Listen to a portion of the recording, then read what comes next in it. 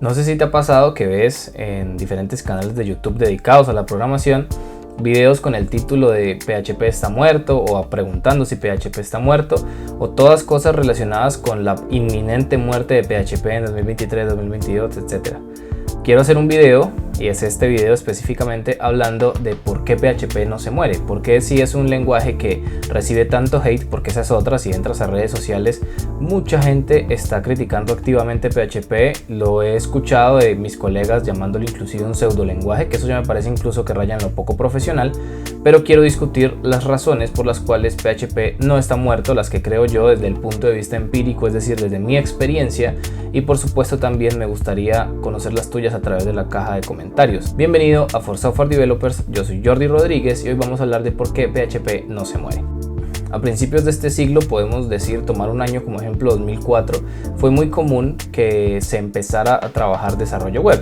Creo que ese fue el año en que se lanzó Facebook, por ejemplo, una de las primeras plataformas web que más repercusión tuvo, específicamente como una red social, y fue ahí donde lenguajes de programación, específicamente hablando de PHP, tuvieron ese boom tan exagerado, porque incluso el mismo Facebook, recordemos que durante muchos años entrábamos al inicio de Facebook y nos encontrábamos con un facebook.com/index.php.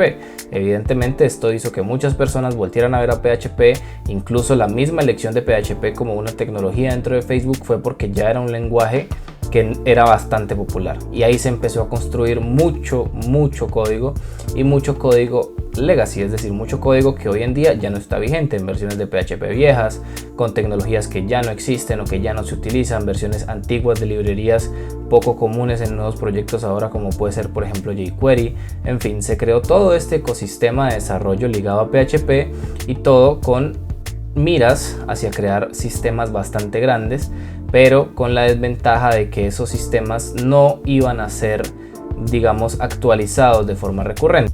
Entonces, con esa gran cantidad de software que se hizo, tenemos todavía en 2023 mucho software legacy que sigue siendo mantenido. Si estás inscrito a mi lista de correos, hace días hablé de que hay una oportunidad de negocio gigante con el software legacy, y ahí es PHP fundamental, porque es uno de los lenguajes de programación sobre el cual se construyó muchísimo software legacy, sobre todo software legacy web, por supuesto, y ese software legacy aún sigue vigente en 2023, es decir, software que, aunque ya sus tecnologías no se estén actualizando o no se haya hecho una migración a versiones posteriores del lenguaje o frameworks que utilizan, sí se está constantemente trabajando en ellos. Yo, por ejemplo, conozco el caso de una EPS. Una EPS en Colombia es una entidad prestadora de salud que tiene uno de los software más importantes de su negocio, el core de su negocio, como incapacidades, citas, entre otras cosas. Lo tiene hecho con un software en PHP que se construyó a principios de siglo, es decir, como en el 2004, 2005.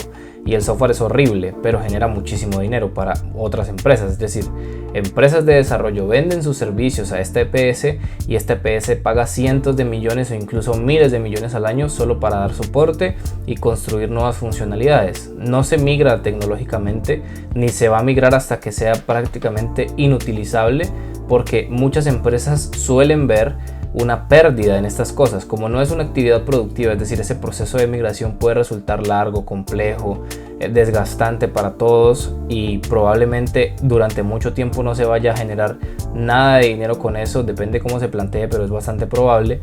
Entonces las directivas no lo hacen hasta que ya es prácticamente inevitable, sino que invierten y siguen invirtiendo en el desarrollo de nuevas funcionalidades, en el mantenimiento y solución de errores.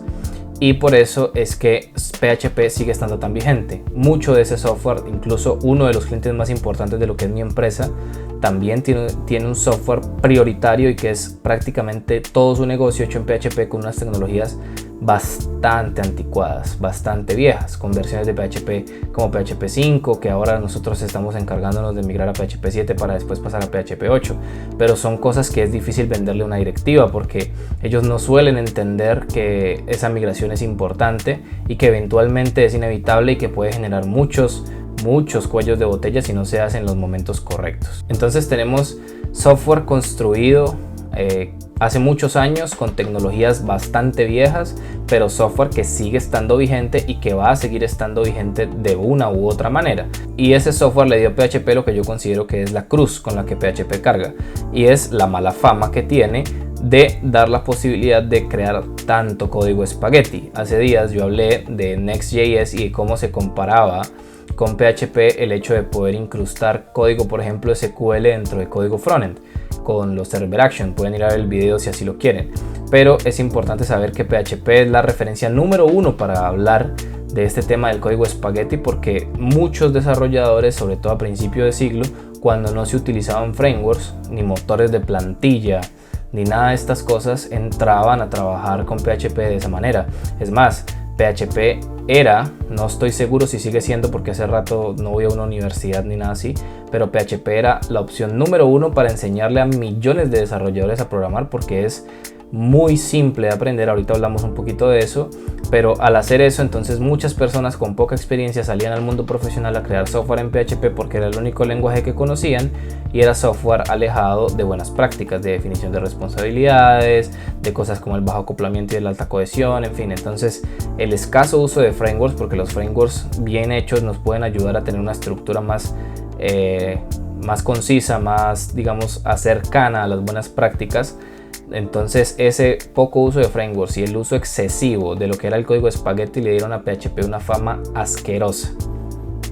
Y es justamente esa fama asquerosa la que prácticamente año tras año nos quiere vender que PHP está muerto, de una u otra manera, sea por informaciones que hay, sea porque parece que está dejando de ser relevante, sea porque muchas personas que se acercan al lenguaje tienen acercamientos con softwares que no son agradables y con software que quizás no están muy bien construidos. Entonces esto es lo que da esa sensación de que parece que PHP ya no está vigente o que no es relevante, pero no hay nada más alejado de la realidad.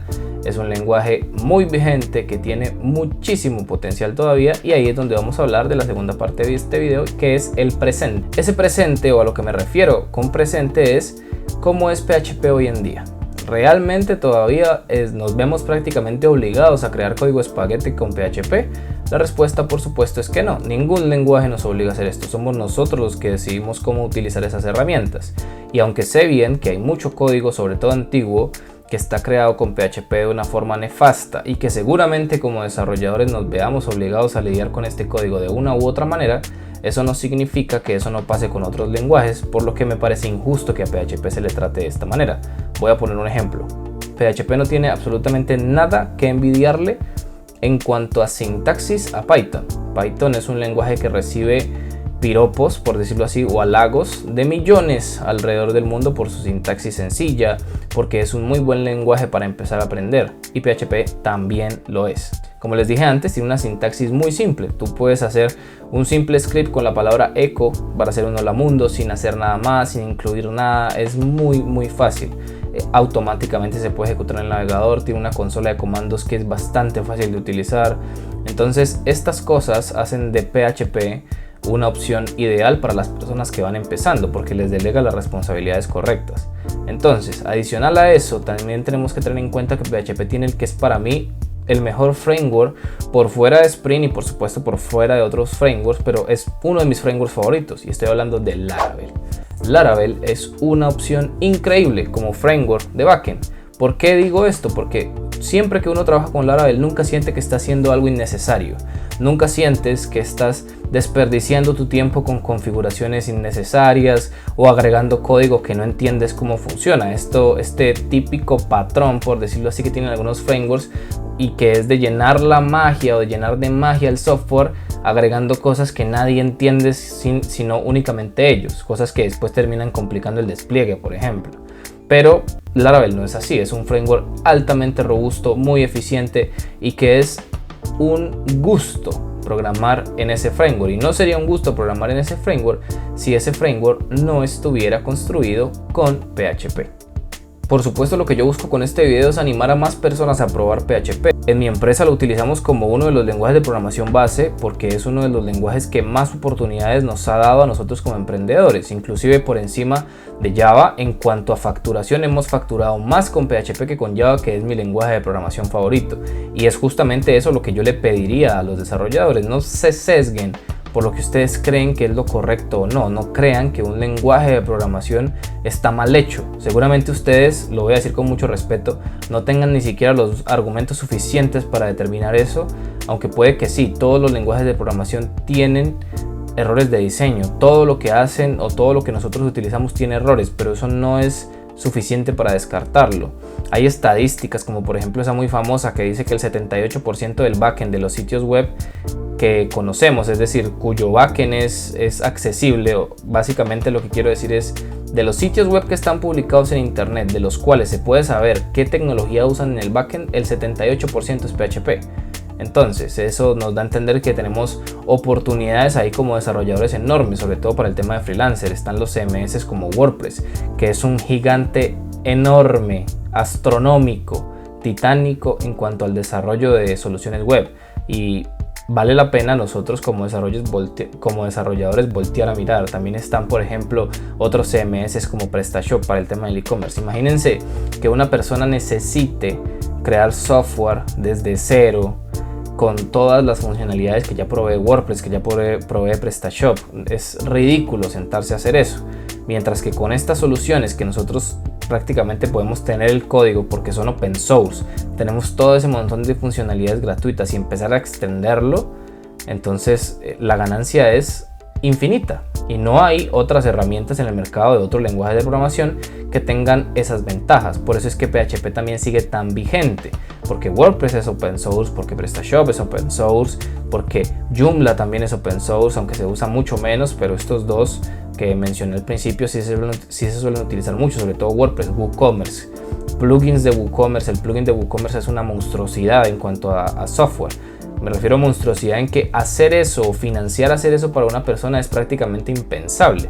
Mientras que WooCommerce lo puedes cargar gratis y lo único que pagas si así lo necesitas son plugins. Tenemos que pensar en eso y tenemos que ser un poco más críticos en entender que hay una parte fundamental en la industria y en todas las industrias, y es la reducción de costos, y PHP surge como una opción ideal para ese tema de la reducción de costos. Por supuesto, también aprovecho la oportunidad para recomendarte que adquieras nuestro ebook de patrones de diseño, porque PHP, así como muchos lenguajes de programación, utilizan patrones de diseño. Puedes encontrar toda la información como su precio y demás en el link que aparece en pantalla y también en la descripción. Es un libro que te da varios beneficios a largo plazo, así que vale la pena por supuesto que lo consideres.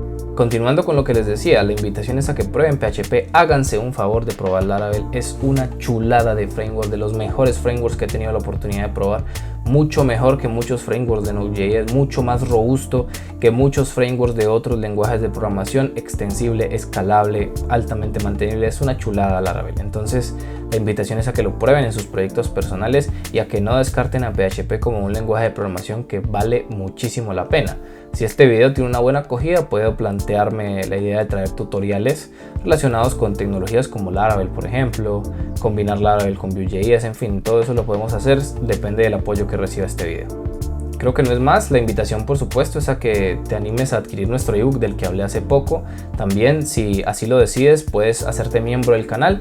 Eso de hacerte miembro te implica un pago mensual y con ese pago mensual recibes una serie de beneficios. También está la opción de gracias, que te permite hacer una pequeña donación a nuestro contenido para seguir fomentando este trabajo. Y por último, la invitación por supuesto, no menos importante, es que te suscribas a nuestro canal de YouTube y actives la campana de notificaciones. Un like y un comentario contándome tu opinión siempre es bienvenido. También puedes unirte a nuestra lista de correos diarios. En esta lista de correos enviamos siempre contenido alto de valor. Bueno, es diarios de lunes a sábado. Los domingos definitivamente no vale la pena enviar correos porque la gente no tiene la cabeza metida en temas de programación, espero yo. El link para que te unas a esta lista de correos aparece aquí en pantalla y también lo voy a dejar en la descripción. Recuerda que te habló Jordi Andrés Rodríguez y hasta la próxima, mi querido developer.